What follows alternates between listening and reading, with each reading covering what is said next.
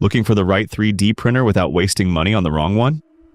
Here's a clear ranking of 5 popular models, from the weakest option in this lineup to the one that makes the most sense for most people.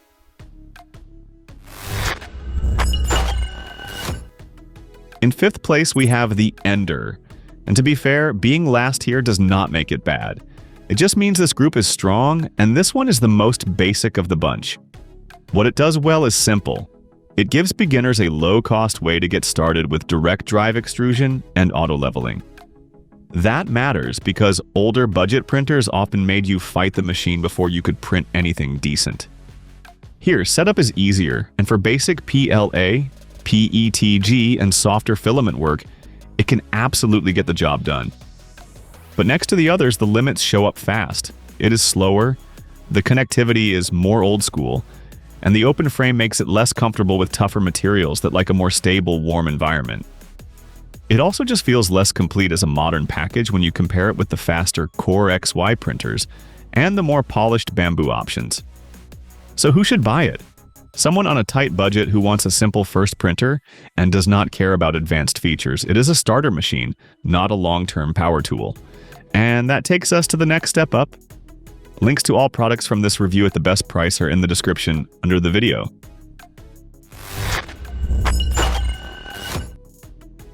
In 4th place, we have the Adventurer. This is where things start to feel much more modern. Compared with the Ender, it is faster, cleaner in day-to-day use, and just feels more like a printer built for people who want results without a lot of fiddling. The big draw here is Core XY motion and the quick swap nozzle setup. In real use, that means faster movement, easier maintenance, and less downtime when you want to change things. It also gives you better connectivity, which makes it feel less dated. For everyday printing, especially if you want speed without jumping straight to premium pricing, this one makes a lot of sense. Still, there is a catch. It is open frame, so it does not have the same comfort zone with harder to print materials as the enclosed machines higher up. And while it is a strong hardware package, the software and ecosystem are not as polished as what Bambu offers, so it is good but not quite as rounded. This one fits people who want a fast printer and better convenience than a budget starter model, but do not need multicolor printing or an enclosure. It is a nice middle ground, and from here the competition gets a lot tougher. If this ranking is helping, like the video and subscribe to the channel. In 3rd place, we have the Centauri. This is the value pick for people who want something more serious. Once you move from an open machine to an enclosed Core XY setup like this, the whole experience changes. Here's why it matters. You get the speed and stability that people want from Core XY, but you also get an enclosure, which helps when printing materials that can warp or misbehave in open air. The build size is generous, the automation is strong, and it can handle a wider range of filament than the 2 printers below it. For the money, that is a very attractive mix. But there is still a reason it lands below the top 2. In my experience, hardware is only half the story. The software, ecosystem, and overall polish matter a lot once you live with a printer every day. And this is where it trails Bambu a bit. It looks strong on paper, but the real-world experience is not quite as refined, and the multicolor path is not as convincing. So this one is for buyers who want a capable enclosed Core XY machine and care a lot about value. If you mostly want strong hardware for the price, this might work for you. But if ease, polish, and smarter extras matter more, keep watching.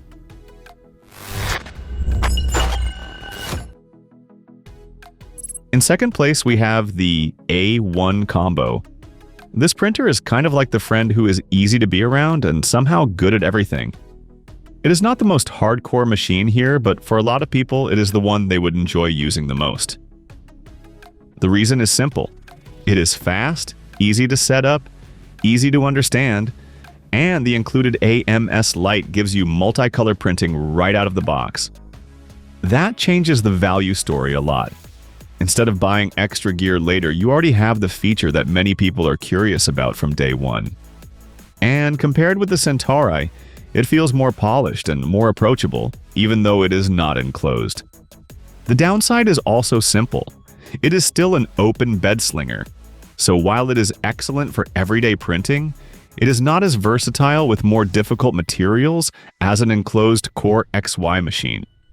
And the AMS Lite does take up space, which is something people forget until the desk gets crowded.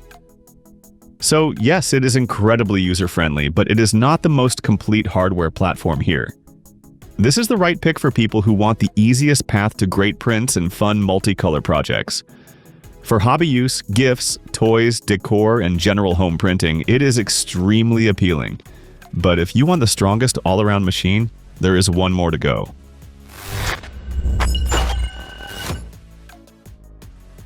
In first place, we have the P1S, and this is the one that best balances speed, reliability, material range, and everyday ease. It does not win because of one flashy trick. It wins because it gets the whole package right. Compared with the A1 Combo, you give up the included multicolor unit, but you gain an enclosed Core XY platform. That is a big deal. It means more stable high-speed printing, better support for tougher materials, and a machine that feels more serious as your needs grow. Compared with the Centauri, it brings a more mature ecosystem and a more proven day-to-day experience. It is the kind of printer that makes you spend more time printing and less time troubleshooting. Of course, it is not perfect. The ecosystem is more closed than some people like, and the built-in camera is not amazing. And if you want multicolor, you still need to pay extra for the AMS. But those trade-offs are easier to accept because the core machine is so solid. So who is this for? Honestly, almost anyone who wants one printer that can carry them from beginner projects to more advanced work without feeling outdated too quickly. It is the strongest all-around choice in this ranking, and the one I would point most people to first.